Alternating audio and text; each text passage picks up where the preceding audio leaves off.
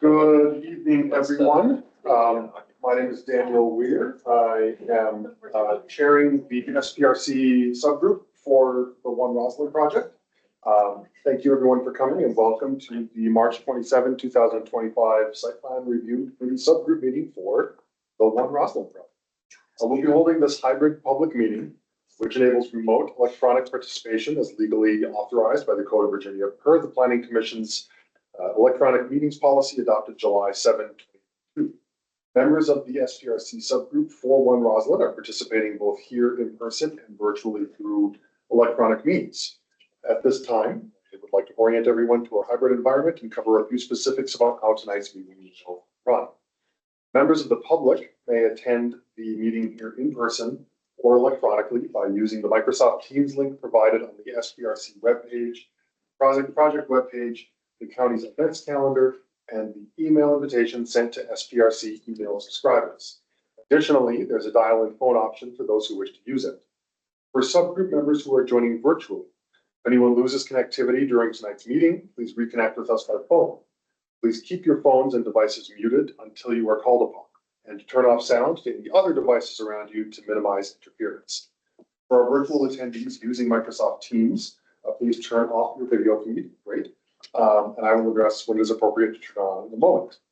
The Microsoft Teams meeting chat serves two purposes: for SPRC subgroup members who need technical assistance, and for members of the public to add their names to the list for public comment, which will be taken at the end of the meeting.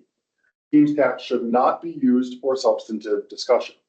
Those who are planning to provide public comment will still need to do so at the end of the meeting, as the chat will not serve as that opportunity. All public comments must be shared verbally for the record during the assigned public comment period. For subgroup members, those who are participating virtually will wish to be recognized to speak on an item during the course of the meeting. Please turn on your video feed and raise your virtual hand in Teams. I use both, and we will be monitoring the video feeds as an indicator of who would like to speak. The raised hand feature also tells us who raised their hand first. If a subgroup members are participating via phone without the phone option, I don't think we have anyone. I don't see any.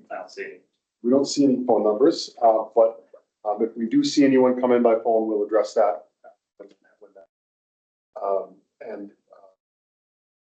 For members of the public who would like to provide feedback and comment, they'll be called upon to speak at the end of the meeting and allotted 2 to 3 minutes to speak on tonight's agenda item.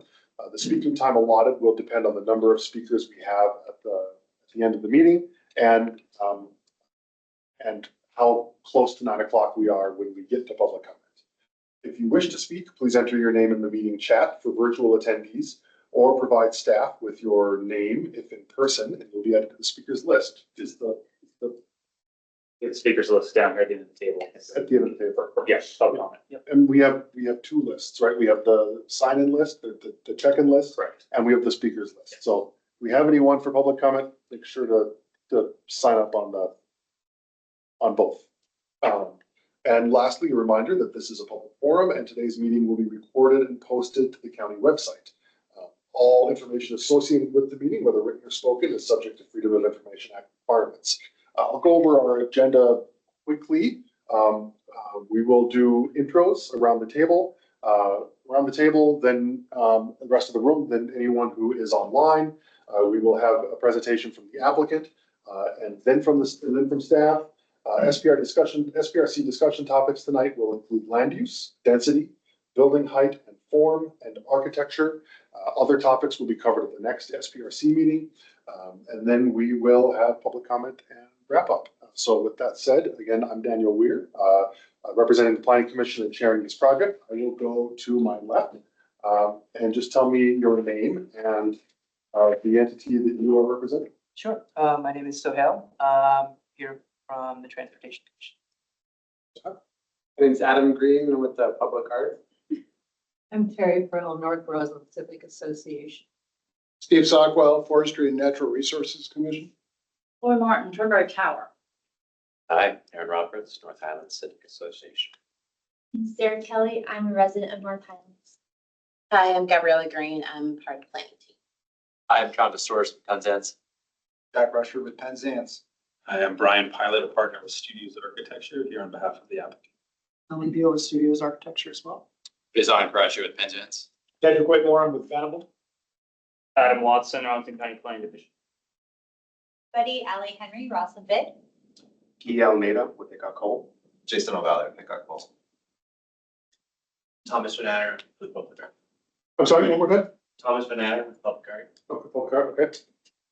And is there one or two other people, if you want to introduce yourselves, you're welcome to. Tiny people, Sorry? tiny people. Tiny people, okay. Tiny people can introduce themselves, but they don't have to.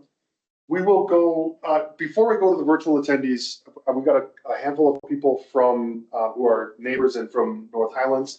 This is a large table, so you are welcome to sit here.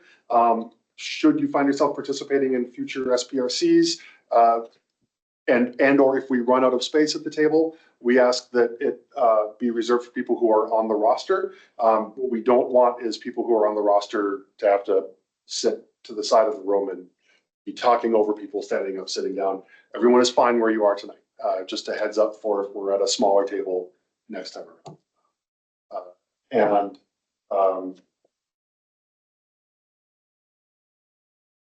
And then that's it. So we're going to go to the anyone who's online. Joe Vinchum. Representing North Roslyn Civic Association. Dad is here, he's at another meeting in this building at the moment. Oh, he's online, okay. He may be trying to get a couple people. Carrie, does that make, are you North Highlands or North Roslyn? North Road.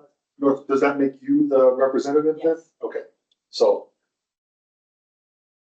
Duly noted. Terry, give me your last name one more time. Prell, P-R-E-L-L. E-R-E-L. He's on the housing commission. I think they're also- Okay. Okay, Okay. That's That's the only other SPRs. Oh. Mr. Doyle. Those guys, yeah. Yes, my name is Mike Doyle. I'm the founder of the Alexandria Families for Safe Streets. We're a pedestrian and bike safety focus organization. Thank Okay, you, but Mr. they're, Doyle. they're not Ross. That's not an SPRC member. Yes, right. Thank you.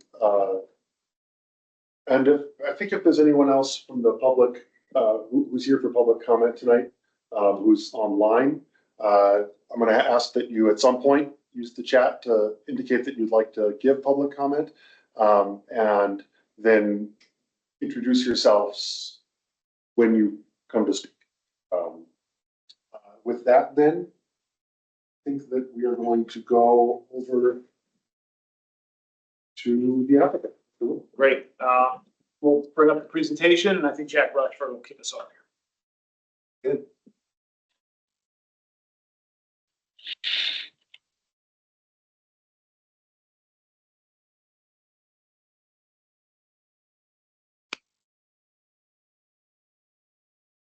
Hello, everybody. My name is Jack Rushford with Penzance, and we are the applicant for this major site plan amendment. We're really excited to be here today for our first SPRC meeting. Just a quick overview of the agenda. We will introduce our project team, provide an overview of the OneRosslyn project. We'll discuss the land use and density tabulations, major building form and height considerations, and we'll conclude with an overview of our architectural design in response to staff comments. Just a little bit about Penzance. We are a leading owner, operator, and developer of multifamily buildings across the region. We have deep roots in Arlington County, have been investing here for the past 20 years, including the development of the Highlands right down the street, which was a 1.2 million square foot public-private partnership that included the delivery of the Roslyn Highlands Park and state-of-the-art fire station number 10.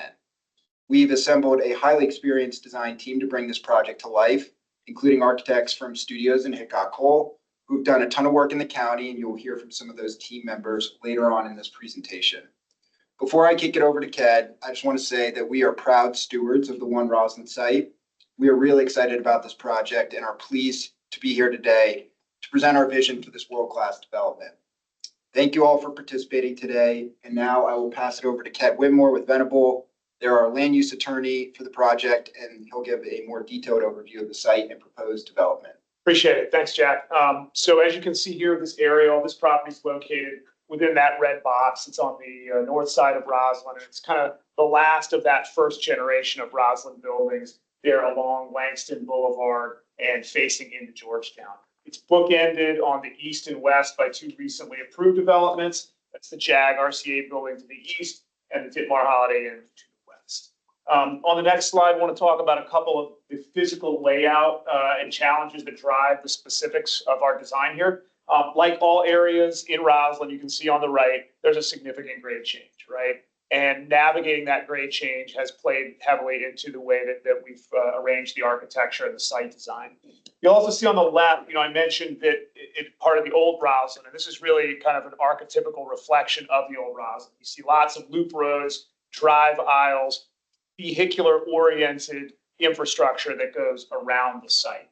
And if you look at the next slide, you'll see that these significant number of the loop roads and drive aisles here, it does have a material impact on how the site can develop. It's a little washed out here, but you can see the boundaries of the existing building, and then you can see that the sector plan calls for and requires that the building face essentially be pushed out on all four sides, and that the new structure be built over these existing loop roads. And while that creates a great urban condition, much superior to what's there today, county policy is that if you are going to be building over these areas that are covered by streets, street easements and fee simple streets, you got to pay for those. So we are doing at a pretty significant cost what the sector plan asks for you to do. So I mentioned that because these vacations and encroachments and the need to push out this building in a lot of different areas is unique, and it drives a lot of the design and decisions that we've made going forward.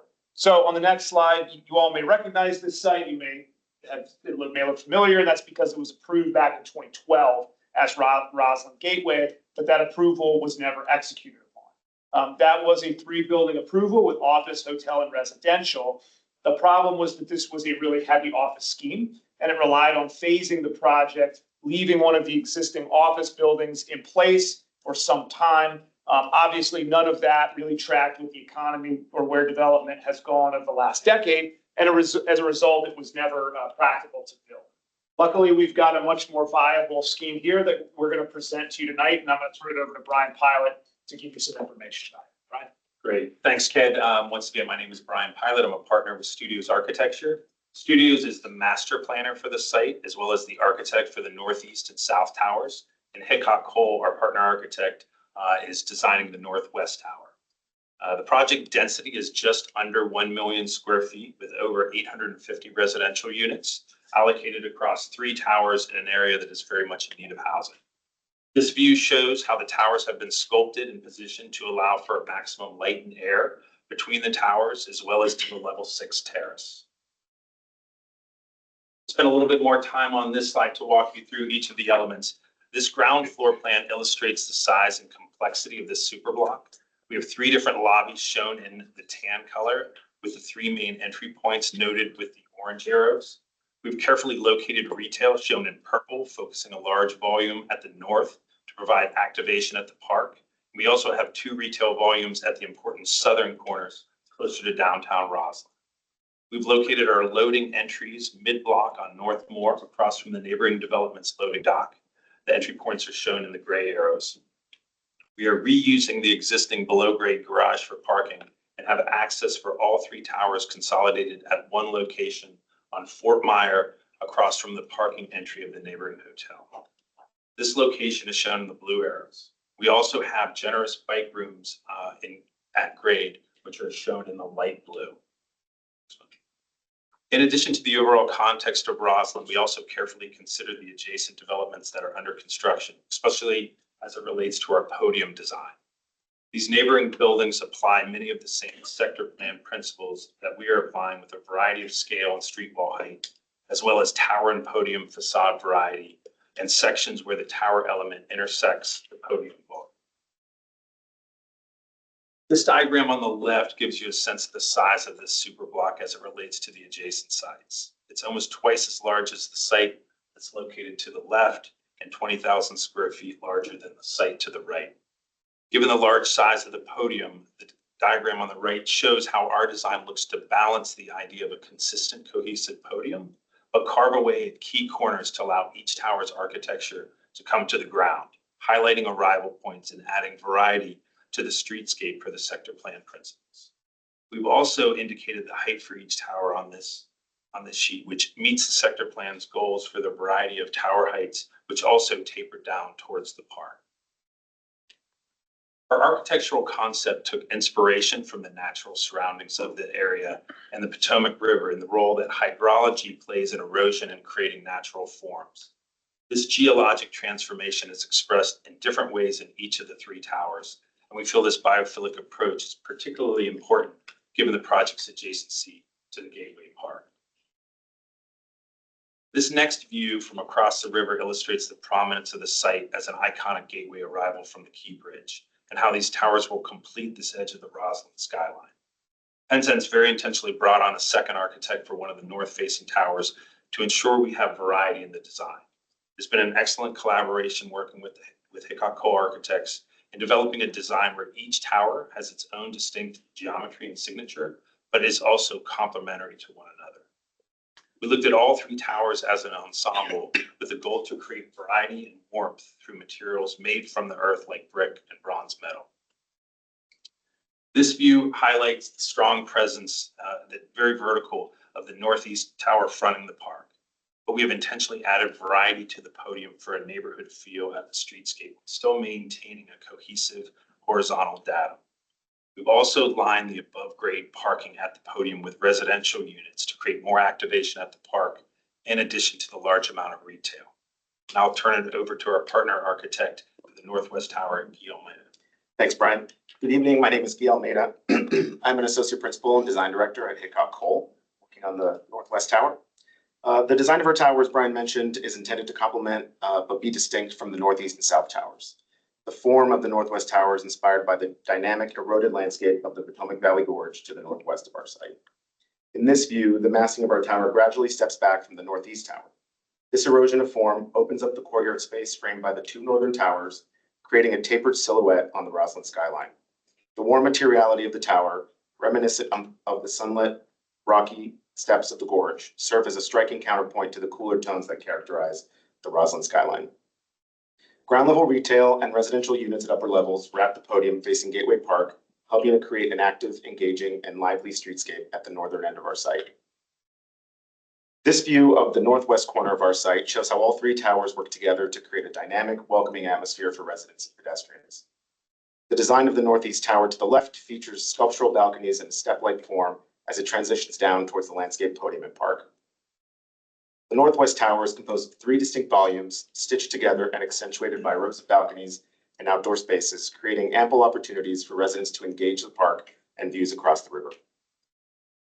The park-facing volume of the tower features a vertical expression down to grade that creates hierarchy of retail expression, as well as differentiation and variety to the street wall created by the podium. Ground level retail on Langston and generous residential lobby program on Fort Myer Drive provides street level activation and interest at all points visible in this view. This view from the southwest looks towards the intersection of Fort Myer Drive and 19th Street, revealing the downtown Rosslyn side of the development. On the left, we see the Northwest Tower. The angular geometry of the tower is particularly pronounced from this vantage point, highlighting its sculptural form. Balconies at the south elevation of the Northwest Tower serve the dual purpose of providing meaningful connection to the outdoors for residents and mitigating heat gain by increasing shading to south-facing units. The tower's sleek aesthetic provides subtle contrast to the masonry podium below, where framed openings to the street are detailed with brick, stone, and metal panel accents to enhance the streetscape, creating a more engaging and pedestrian-friendly environment. I'll turn it back over to studios to speak to the South Tower. Thanks, Guy. The South Tower is defined by the wrapping and weaving of its curved balconies, and the podium architecture is consistent with the Northwest Tower as it extends to the corner, and its sophisticated detailing and use of brick, but adds variety with the change in color and articulation. This is the very important view from the southeast corner as one would arrive from the metro. We have a unified vertical tower expression at the corner that anchors the prow of the building and a midpoint inflection that calls attention to the mid-block residential lobby location. We have ample retail flanking both sides of the lobby, which extend to the corners to provide vibrancy of the streetscape. Staff provided comments pertaining to podium expression, noting the various changes in transition, in addition to concerns about blank facades along North Moore at the loading dock. This slide depicts the comments received in the image at the top, which we took very much to heart, and our proposed updates are shown at the bottom. We eliminated the lowest row of balconies and created a more consistent and cohesive horizontal datum at the podium, which also allowed us to shift the overhang. By incorporating this excellent feedback from the county, we think this has enhanced the feel at the pedestrian level and made the architecture stronger. These are the same staff comments from the other vantage point, illustrating similar updates as the previous slide. The architectural tower element at the corner still breaks up the large superblock, but the podium is now more cohesive around the site while still providing interest and variety at the streetscape. Finally, this last slide addresses the staff suggestion on how to improve the brick loading dock facade on North Moore.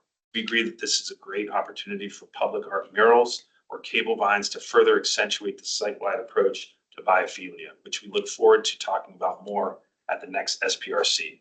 So on behalf of the entire team, I want to express how excited we are to share this project and thank you for your engagement in this process. Thank you very much.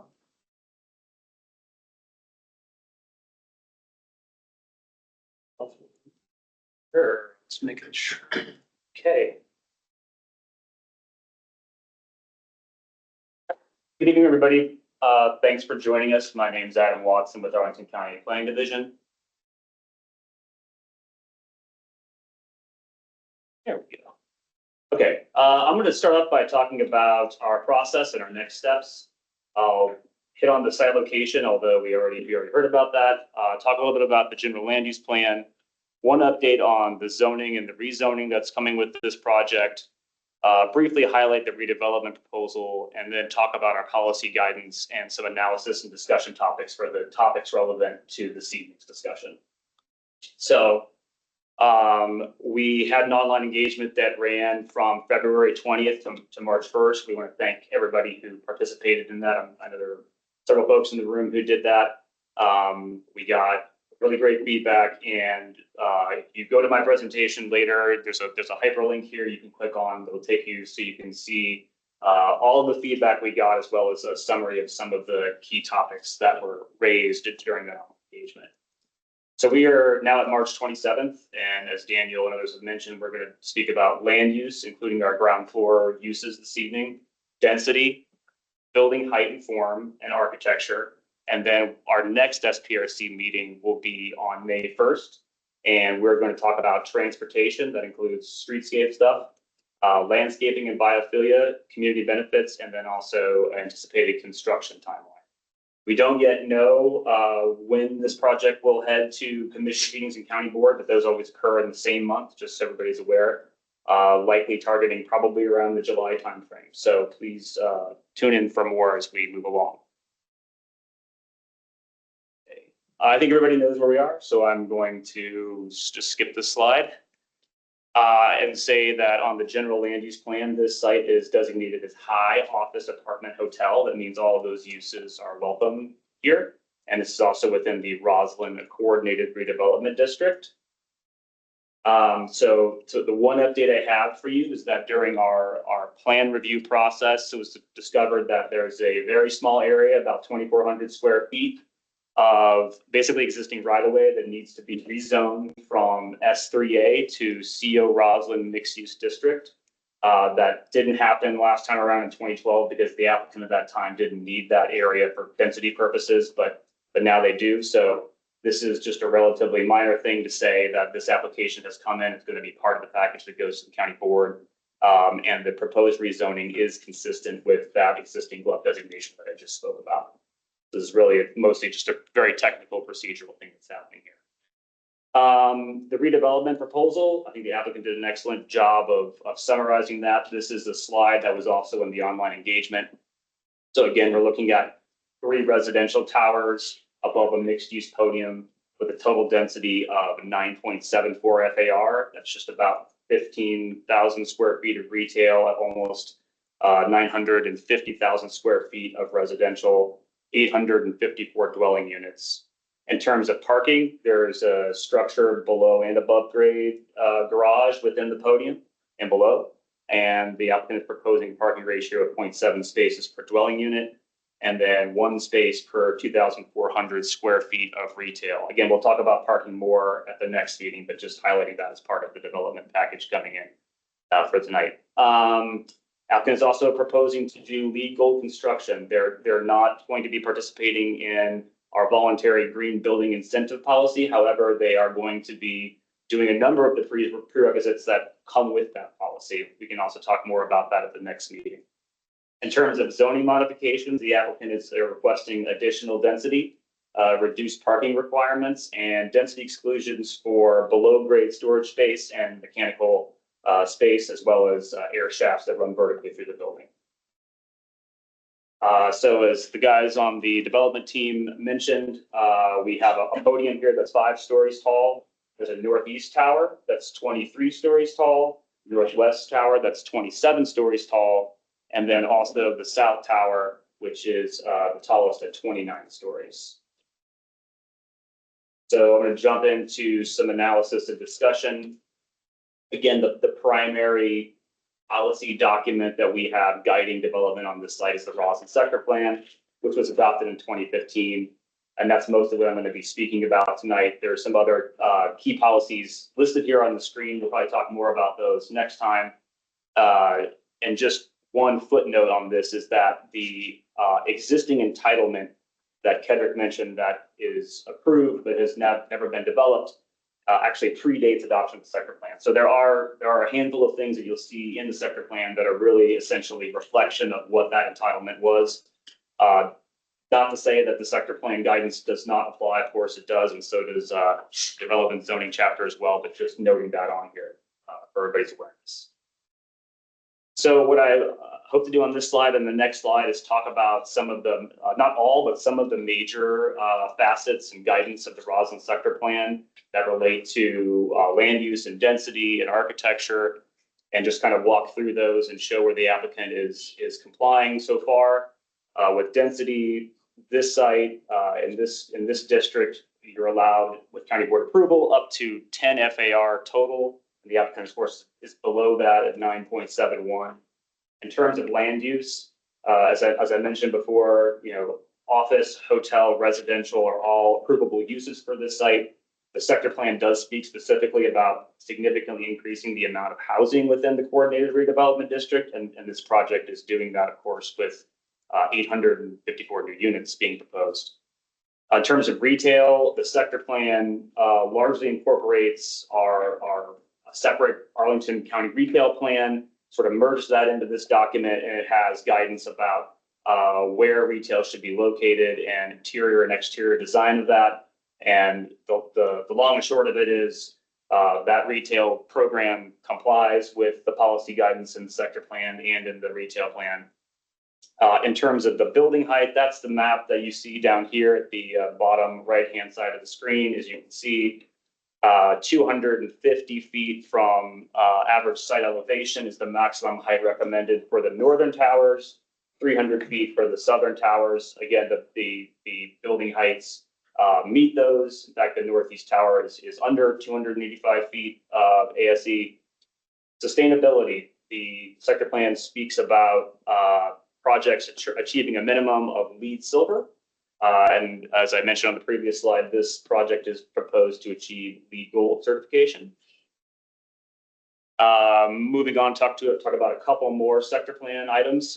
So building form, this is one I'm going to touch a little bit more on some following slides, but the sector plan essentially breaks a building down into three pieces, which is what you see in this illustration on the right-hand side. So the building's base, ground floor to level 5 or 6, then the tower above, and then the building cap, and each of these having these sort of distinct elements of a building. And so one thing the sector plan recommends is that buildings should include a step back, a cornice, recess, or other prominent horizontal break between the base and the tower above. So I'm going to call back to that in a minute and talk a little bit more about one area where staff is continuing to work with the applicant. Tower dimensions, the sector plan recommends that where a tower has a narrower side, that tower be between 60 to 90 feet in width. These towers are within that range. Off the top of my head, I believe it's in the 70s, but it's right in the middle of the range there. Tower separation, this is about the horizontal separation between the towers within the site. Also outside the site as well, they're well over 60 feet of separation outside of the site or going across the right of ways. Inside the site, they are also meeting this planning guidance. So before I talk for just a second about the northwest tower and the building form here, I did want to acknowledge that the applicant really took our comments to heart with regard to the podium form and the south tower and the changes that were shown earlier. We want to express our gratitude for that. We think that that was a good step in the right direction. And in a similar vein, so something else that we're still looking at with the northwest tower is you have this, see my cursor. Yeah, so in green, this green line, you have a very prominent horizontal break right at the podium across. And I think what we would like to see is, this northwest tower, it really wants to be vertical, wants to go all the way down to the ground. Well, you can't do that there. There's some utility conflicts down there. So what we would like to see ideally is that the balconies that are overhanging that corner really begin above the 5th floor, so that you have a continuation essentially of this step back harness recess or other prominent horizontal break that the sector plan is recommending. I would say overall it's relatively minor in nature, but that is something that we are continuing to look at and working with the applicant on. So that concludes staff's presentation. Daniel, I can leave this up here if you want, or take it down. This is just for reference for SPRC discussion as we go through the conversation. So thank you. Let's leave it up here. Sure. For those who have not been on an SPRC project that I've chaired, what I like to do is go around the table and invite SPRC subgroup members. In other words, people who are here and on this roster, or for instance, Terry, in your case, people who aren't on the roster but are pinch hitting for people who are. So people who are representing an entity on the roster. I like to go around and open the table for what I call clarifying questions, right? Facts. I don't see too many of my colleagues, so I'm going to pick on them in their absence. I have some colleagues on the Planning Commission who like to disguise statements as questions.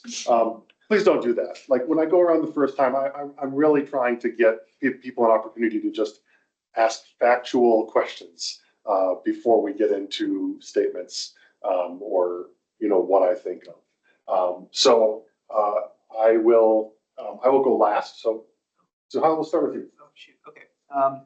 You can also pass and we'll come back. Yeah, I mean, don't, all my questions are related, so I guess the only question I'll ask is, are there any bus stops that are gonna be impacted? Are there any within the vicinity of the project? There's an existing bus stop that's been relocated along the south side of North. But we have some meetings set up with Diane Trent to further discuss. Great. And my other question is there any indication of affordable housing? We're still working with staff on that. There certainly will be as part of our community benefits package, but we don't have that.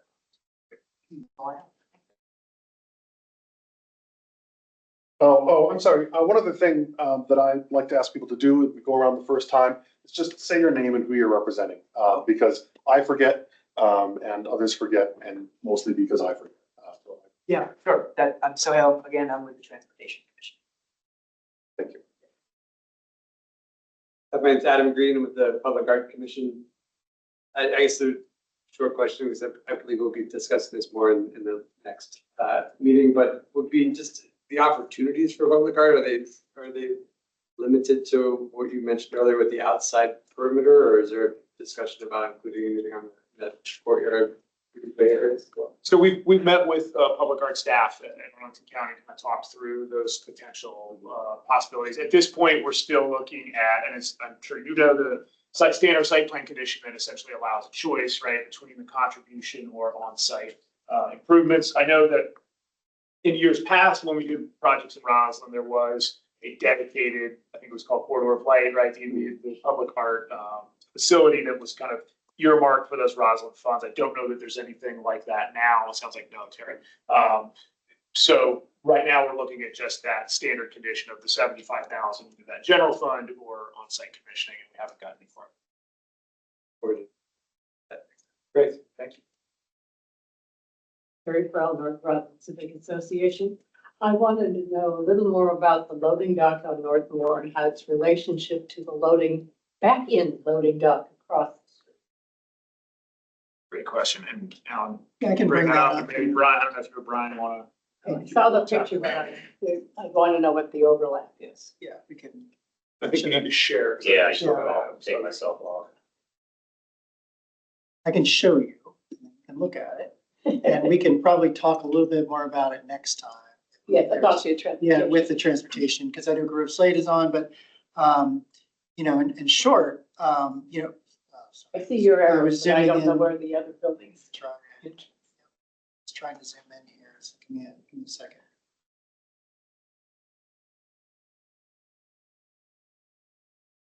See that? All right. So just to kind of in more detail, there's the north loading dock and the south loading dock. And one of the reasons why there's two is because there is such an extreme slope. So essentially the two lobbies are at different levels. So really it's the only way to serve these two different loading docks. So in terms of the proximity, this loading, this is back end. So it is across more or less from ours. Ours is front in, front out, both loading docks. So that's the proximity of that. And, yeah, there's more. We can probably try to dig into it, but I would like that for the next meeting. yeah, and we could.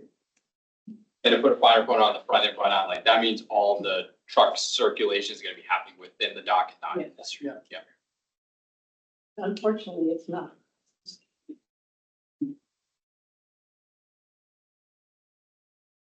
Okay, Mr. Sockwell. Yeah, Steve Sockwell, Forestry and Natural Resources. Just a couple of questions.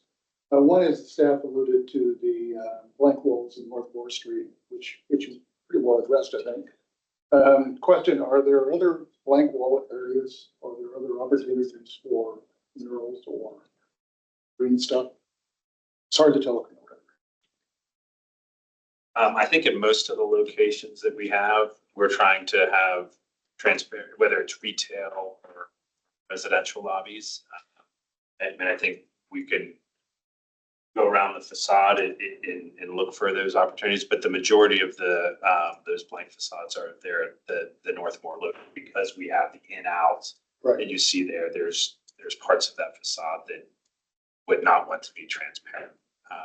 But as we go around the plan there where you see the purple where the tan volumes are, the intent is that that's all transparent, looking into the lobbies, looking into entities, looking into retail. Right.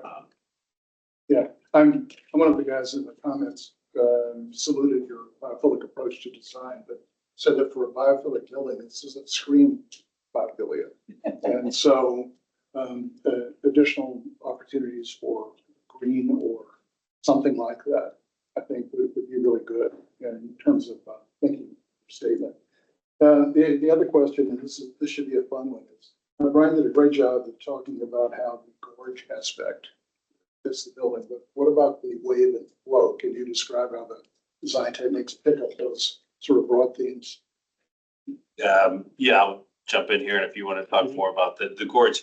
I mean, it was really thinking about the three as an ensemble as we think about hydrology and geology, and the gorge, the one at the northeast corner, and we have the image of Great Falls there, this sort of rocky, perhaps the geometric form of rocks as they begin that process of erosion. And then as you circle around the building, the south tower, as the water begins to erode those forms, you get the striated earth that's exposed. And then as you move around to the northeast tower, the intent there that's a little bit more of the call it the polished jewel, the polished stone. So more of the impacts of that hydrology on rock forms as it's aged over many eons. So the idea is that they're meant to be each sort of a point in that geological transformation at different stages in the process. And different rock types. Okay, thanks. Hi, Lori Martin, Terminal Tower, just across the street from this development. One question that may be too early in the development to ask, but as far as your unit density of 854 suggested rental units, have you considered an approximate breakdown of studio 1, 2, 3s? Yeah, we have. Yeah. And while they're pulling that up, I'll just add that when we get these approved in this zone, it's on an FAR basis. Sure, So this can shift, but yes, we do submit it and have a preliminary. So, starting with the Northwest Tower, there are some 3 bedrooms in Northwest Tower. Okay. 7%, just to kind of give you that range. And then 6%, roughly 6% studio. With the kind of normal mix in between, Okay. which is, that's typical. And then for the south rental, there are no 3 bedrooms in the south rental. We have a number of 2 bedrooms, 25%, studios at 15%. Then the rest is a mix of ones. Pretty typical kind of market. And Alan, is there a distinction based on which tower or heavily weighted towards? Yeah, that's a good smaller point. units? So, yeah, the largest units are sort of the northeast tower. That's the sort of more, when you have this many units, you want to differentiate them. You don't want them all the same. So northeast tower, I think, is being marketed as more of a larger units, more luxury. The northwest tower is being marketed as larger. These are more in the middle. And then the south tower is more of the smaller units. But you can see 15% studios. It's not, like a micro housing. And then one more question, just for a point of clarification. You mentioned the podium of 5 stories, and you mentioned the 23, 27, 29. You're including the 5 in the 23, 27, 29 in your story count? Yes. Okay. Sorry. Just making sure. Just making sure, so you wasn't 5 on top. 27, 29. I'm not sure what you were talking about. Thank you.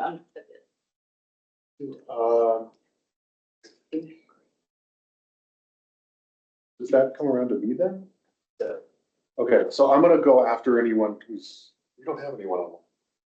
Do we have anyone come on? Let me check.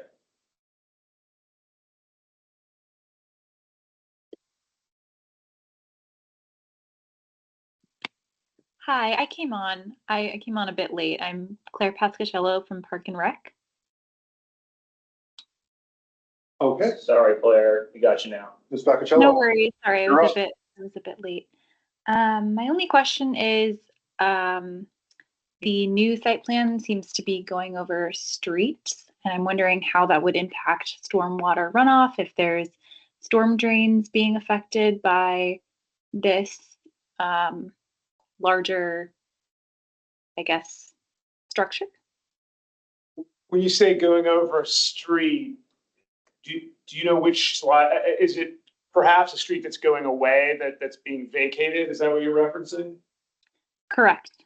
Okay, so that's a good question. Yes, so that's gonna be, we're gonna really help increase the quality and the quantity of the stormwater management as a result of best management practices that are in effect today.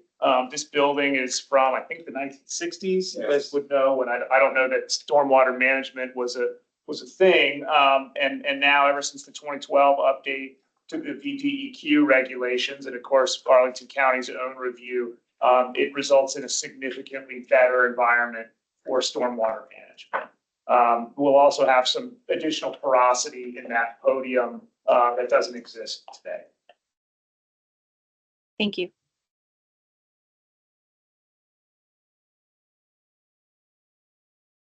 I have a question that is probably for next meeting, and it's gonna be for both staff and the applicant, and it has to do with the existing site plan. So, and mid-block pedestrian connections, right? The status quo is that there's no mid-block pedestrian connection between Fort Myer and North Moore. If you were walking up and down the block from on the west of the building, you might be tempted to think that there is. You're in for a rude surprise when you get to the east side of the building and find out that there's a hop, skip, and a jump to get down to the street level. The existing site plan anticipates it. I understand that the reasons that the existing site plan anticipated have something to do with the phasing. But I do want to know, because it's anticipated in the sector plan and we saw reference to it just on the presentation.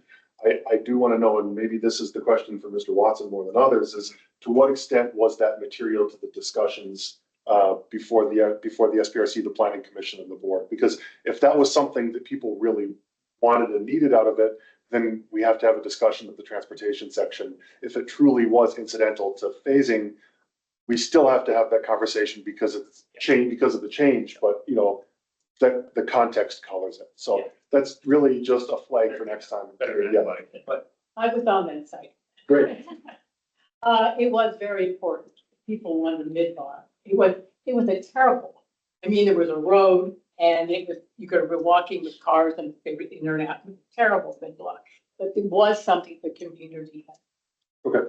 So, and you know, the interesting element, and Mr. Watson alluded to it too, is that sector plan, normally when you do a development, the sector plan informs the development. This was a case of the opposite taking place, right? Where the site plan was adopted and then the sector plan was adopted 3 years later. So to some extent, it's essentially, you had no choice but to put it in because it was already in the site plan. So it had to go into the development. It is a little offset if you look at some of the maps, you know, here. It doesn't really lead anywhere.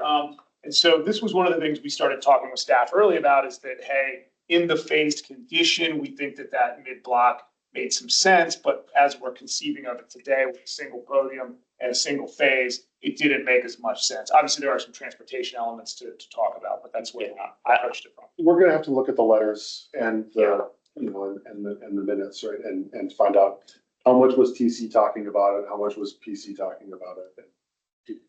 Absolutely. I'd just say, I did I'll say that, yeah, the jump, I mean, phasing had something to do with it. Not to say that it's not could not be a valuable through block pedestrian connection, or that the community didn't want, where we'll go back, we'll look through the record and get you a more comprehensive answer. There are a lot of transportation related, loading related facets to laying it out that way. And I explicitly don't want to spend a whole lot more time on it tonight because it's transportation, but Sure. just Flags. help flag. Definitely, yes. And then, is there a number on, I think that the vacation was at about 39,000 square feet under the existing site plan.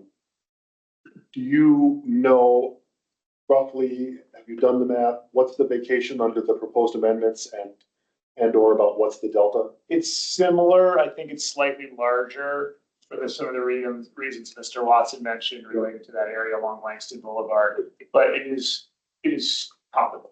Let's put it that way in terms of size and cost. I noticed that it uses a bit more of the required building line than a bit more of the building line space. I do think we push it out a little bit more, and I think we need. Langston, I mean, because the previous design had like bus lay-by. That's right, had a lay-by for the hotel. Yeah. Parallel to Langston. But that's probably also contextualized by phasing of the plan to reuse the buildings. And the use of it being a hotel, of course, also. So yeah. I'm just trying to get some understanding.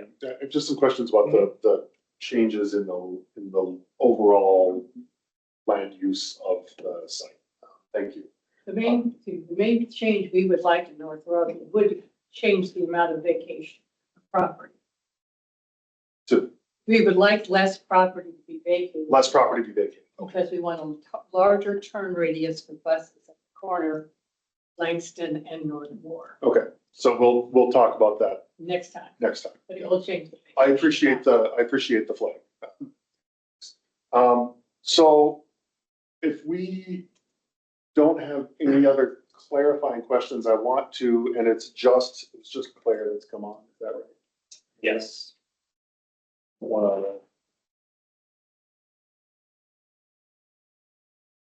to slow us down for the sake of slowing us down, but I think that we've got everyone. I want to go back around the room and just sort of invite people's thoughts. Adam, can you put those 4 topics again? I don't, at SPRC meetings, I don't feel the need to sort of go through the topics one by one. You know, we don't have to go around 4 times once for each topic. But I would ask that you sort of flag your, you know, any comments that you have as I have a land use comment, et cetera. So I'll start with you again. I mean, I don't have much. This looks great. I think it's timely to have some more housing in Roslyn. I think it fits well with like all of the other things that are happening in that area, like the Roslyn sector plan, stuff that's happening with the Metro Rail station. So I think just it's a great project. I'm excited to see what happens. I guess this is kind of a question. I'm sorry, but yeah.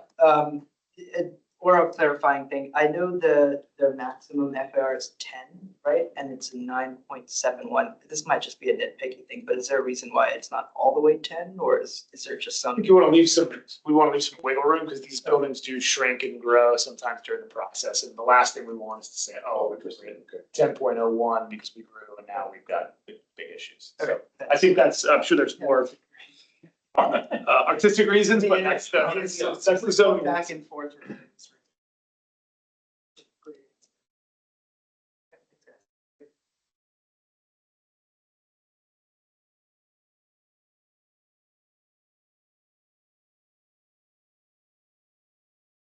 Then we'll go into you. Sorry. I'm sorry. No, Got me. Yeah, no, I agree. It's a beautiful design as it relates to the architecture and the art elements. I think it's very lovely and the way it's incorporated the landscape. I just think that it's always a need to incorporate as much of the newer developments happening with Gateway Park. It's going to be taking place and integrating the elements around it, so that it's not so much just the podium in itself, and incorporate some of the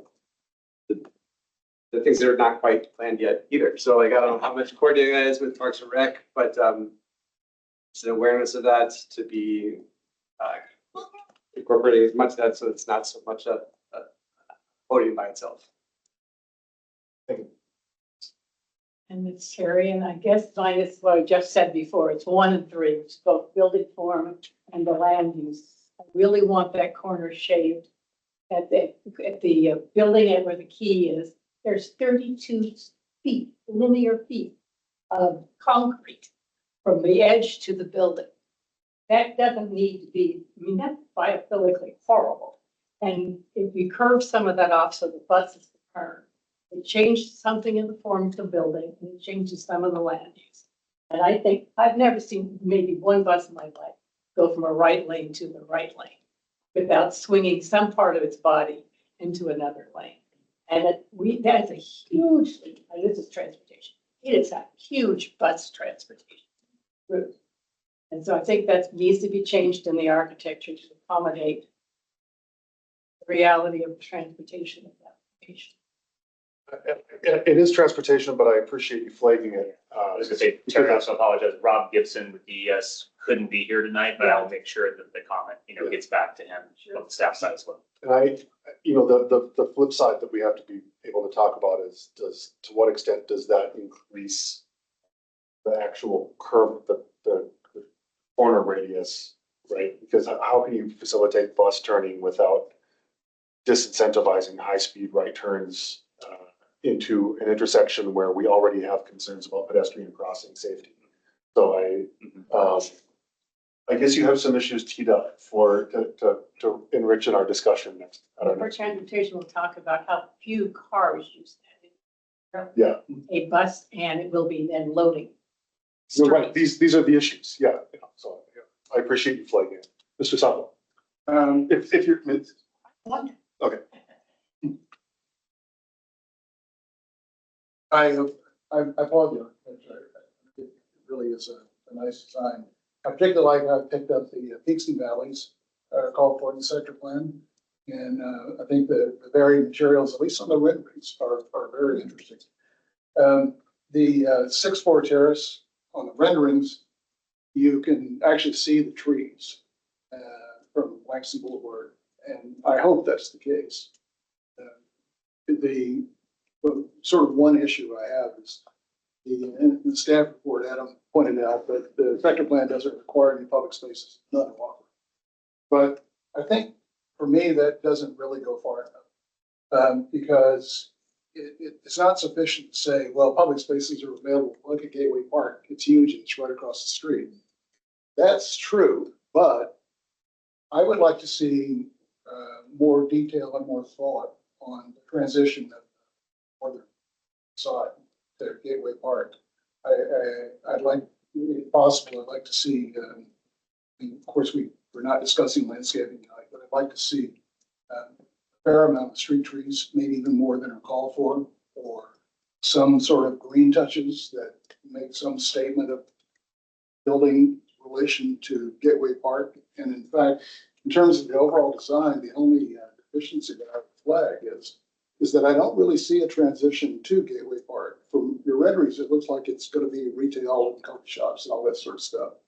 And that will provide some street buzz and some interesting streetscape. But it doesn't, people are going to be all over the place here. They're going to be coming over from the park to the coffee shops. It's all going to be sort of one massive area. And for me, that sort of northern approach is the one area that really needs to be sort of more thoughtfully considered. And it doesn't look like you've done that so much. The podium and the use of the retail, okay, that's pretty interesting, but that's just one design element, and it doesn't really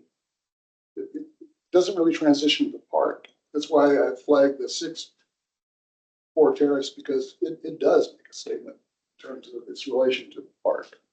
So if I know we're not really talking about landscaping tonight, so I would appreciate some detail on what you come up with at the streetscape.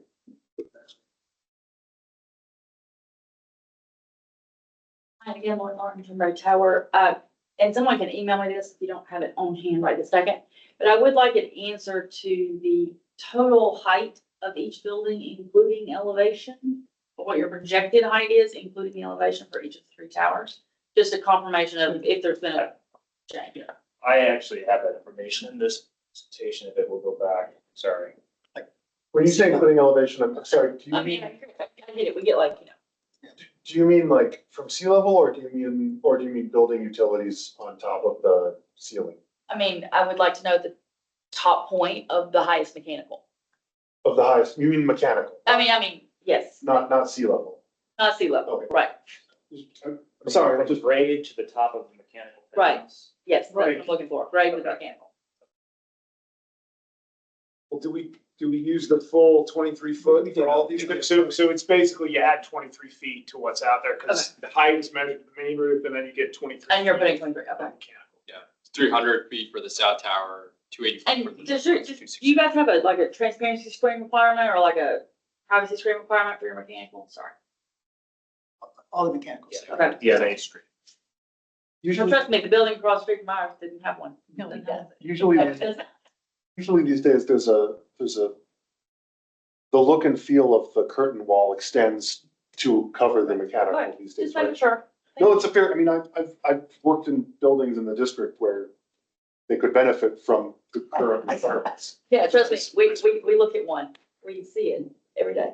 That didn't have to do that, so, thank you.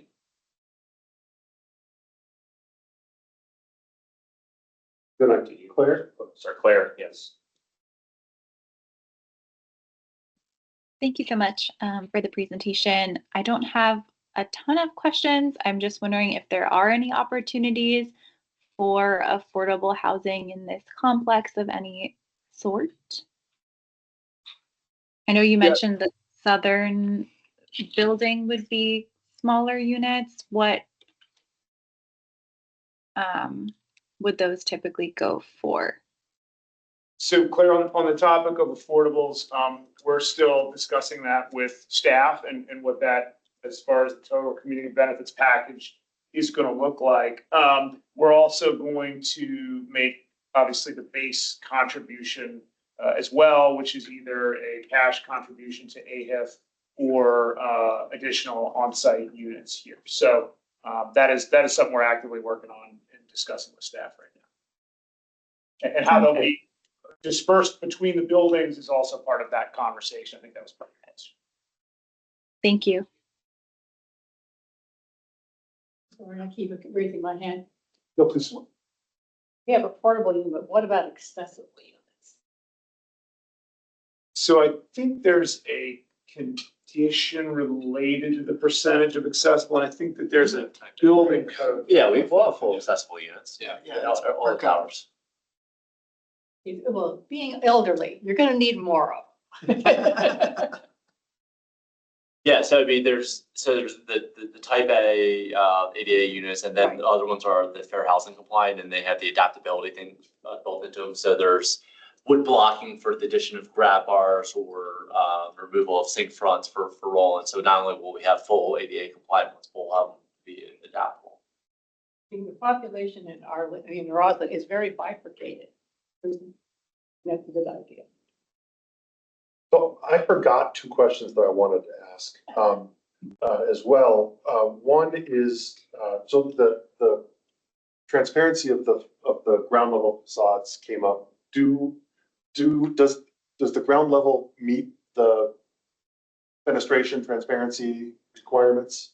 Right, yeah, there are yes. And so those are shown, well, maybe you can see here. So there's requirements for the gold frontages and for the blue frontages. So you have retail 65%.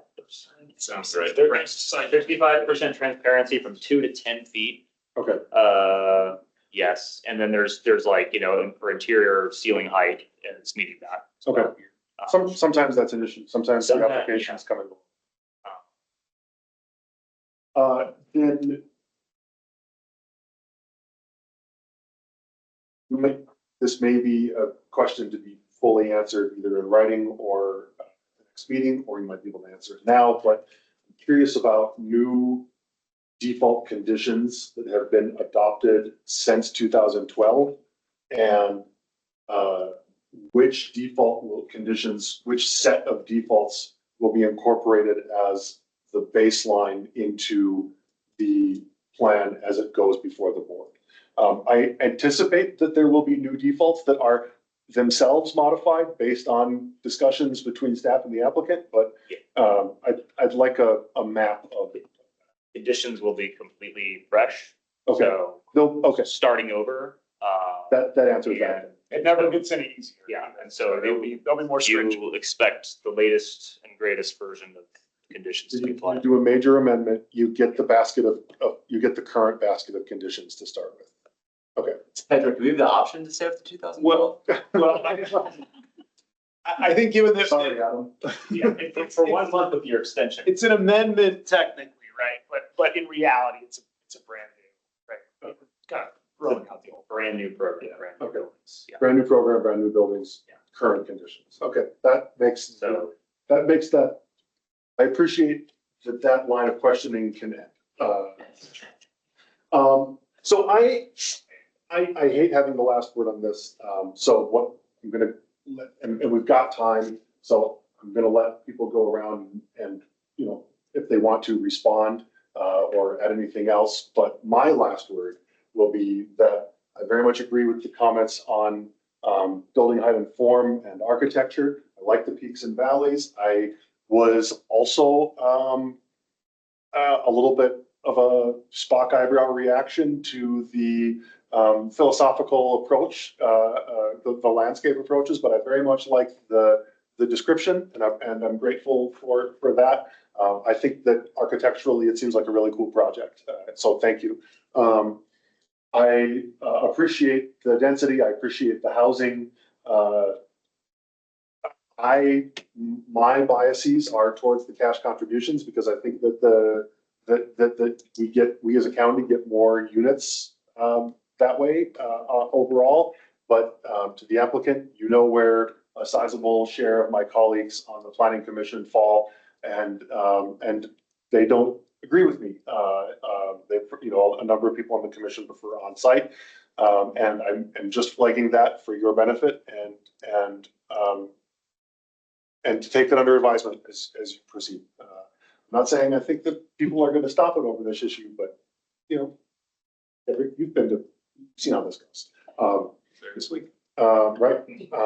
So that's that. I think is where I'm at. I had one more, so if I remember it, I might take the opportunity to say it again, or I might not. But I'll go around and let everyone have another word before we go to public comment. Or you can pass. Yeah, I've nothing to add. I'm good. The only other comment is that we would like to very much for one of those retail spaces to be a grocery store. Because we're increasing the amount of residential all over Roslyn, and the grocery store is the size of right now, we have the size. And it would probably affect your parking ratios, it might affect the entrances and the exits and things, but I think that a small, like the size of Trader Joe's that's in Clarendon could easily be put into this retail space, and it would really activate your building and all the area around it. I like the architecture of what's on this. Everything I've got for the next meeting. Claire, anything else? Probably not. I'm good. Thank you so much. Okay. I remembered what my comment was. So I respectfully, regarding Mr. Sockwell's earlier comments, there's one that I don't necessarily agree with, and I just want to add to the record, not because I think we're settling anything or either of us are carrying the day. I very much agree with the comments about needing a more thought out transition to the park. I think that is something that's entirely, you've shown us that you're creative enough to think of something. I don't know that I'm asking for more of a setback, but I hope that you're able to give it some thought before the next meeting. I'm not persuaded that that this calls for more public space, though, right? Because a comment I made earlier this week at the planning commission is that I see a big part of the community benefits as primarily being intended to offset the impact of the additional density over what could be done by right. I am satisfied that something like the green space on the podium does that insofar as for the people who are living here over and above who would be living there under a by right project, that the podium reduces the strain on Gateway Park and on other public resources. I think that is a position that I can see people disagreeing with me, and I can see them probably even being right. But as far as public spaces, I'm satisfied, even though I do very much agree that the right-of-way public space could use a bit more intentional transition to the park across the street. Hopefully something can be done. That's all. That was the thing that I forgot. Do we have a sign-up list yet? And we're going to start with people who are in the room, and then we will go to anyone who is online. Sure. Oh, you were going to do it the other way? No. Oh, okay.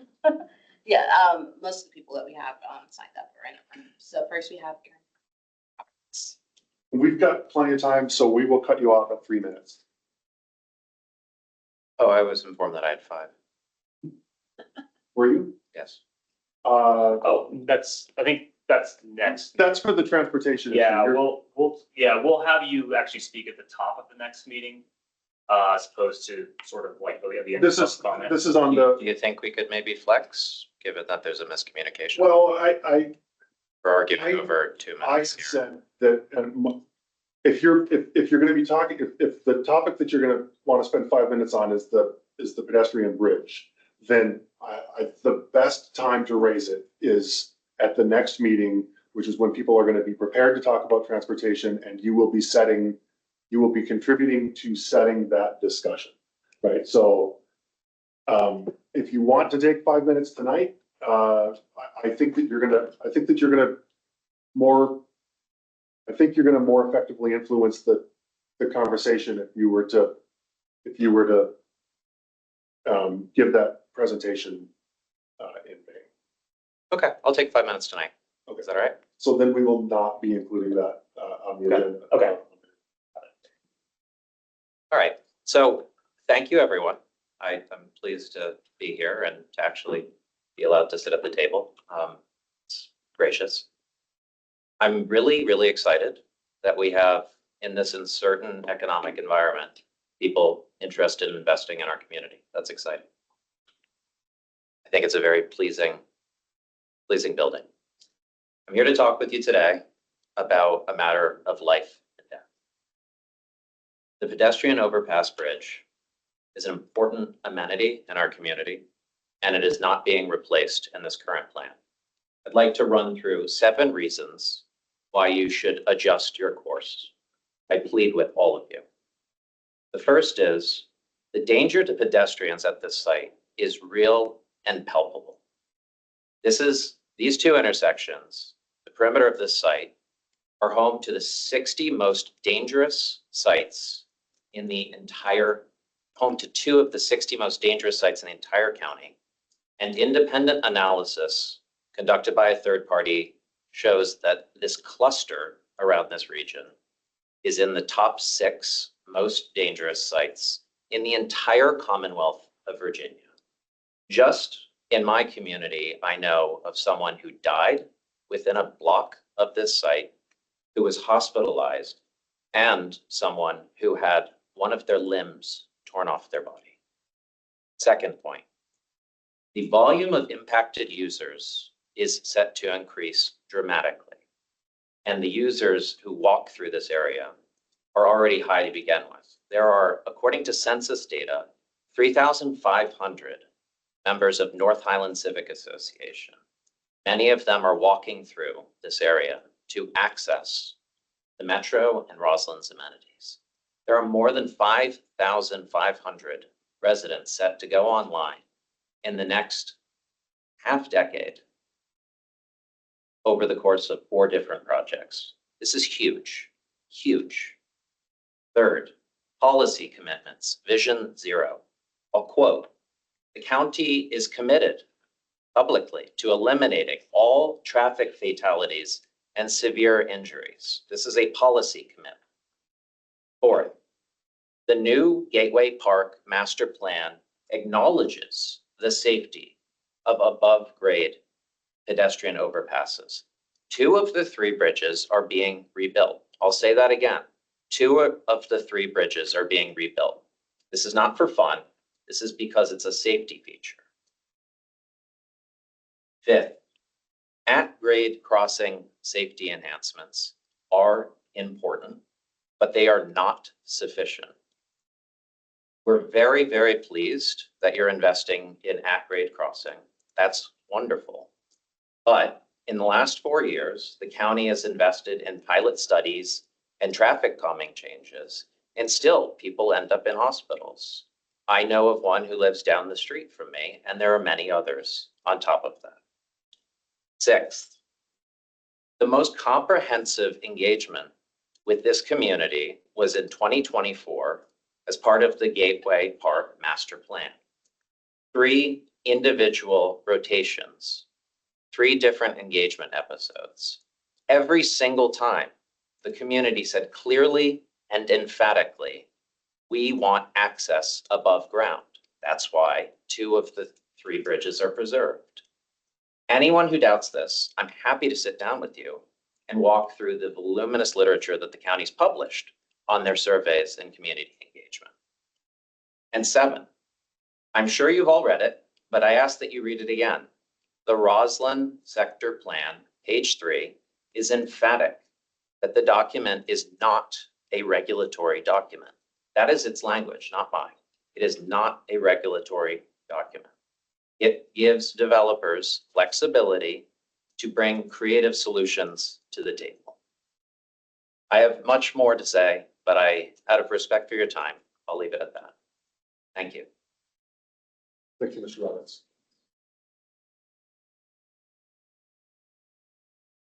Sarah Kelly. Good evening, ladies and gentlemen. I'm Sarah Kelly, and I'm a resident of North Highlands. My family has been living in Roslyn for about 18 years on and off, and we really enjoy the neighborhood. I'm here to represent the families who have children that live in North Highlands that will use the current bridges to get from North Highlands to downtown Roslyn.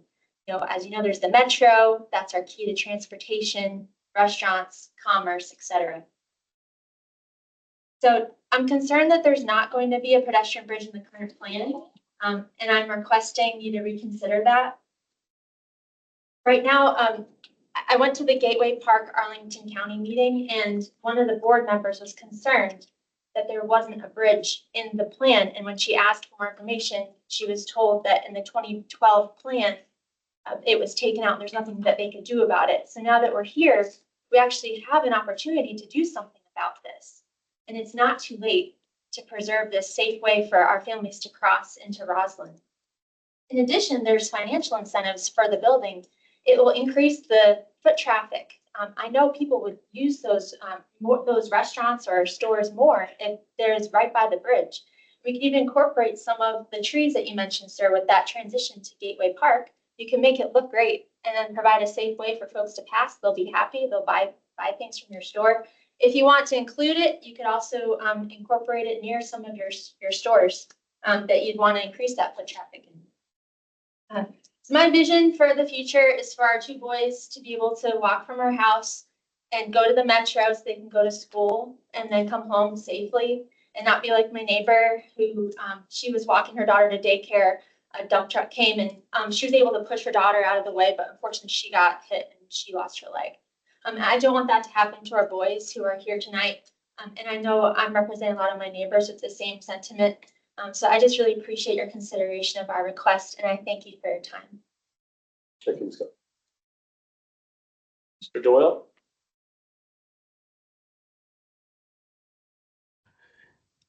Hello, my name is Mike Doyle. I'm the founder of the Arlington Families for Safe Streets. If I understand the structure of this meeting, the pedestrian bridge falls under transportation issue. Is that right? For next meeting? That's right, but if that's Okay. what you're here to talk about, then I certainly invite you to speak your piece. Well, I'd like to talk about that at the next meeting if that's where it's most relevant. Everyone's time is precious. Let me suffice to say, we're about pedestrian and bicycle safety. I'm a crash survivor. I know what it feels like to have a car, a driver of an SUV crash into you and what the consequences are. We have many members in Arlington who are part of our group, most of which are not, fortunately, crash survivors, just concerned citizens. So to us, pedestrian and bicycle safety, vulnerable road safety is paramount, and we strongly urge a reconsideration of ADA compliant replacement of the bridge to make sure it's safe for everyone, especially all the new residents on the south side of the park. And I'll talk more next meeting. Thank you. Thank you, Mr. Doyle. Is that everyone for public comment? Okay, thank you. We are then adjourned. Thank you everyone for coming out tonight, and we'll see you on May 1. Thanks, everybody. It would be a corridor of like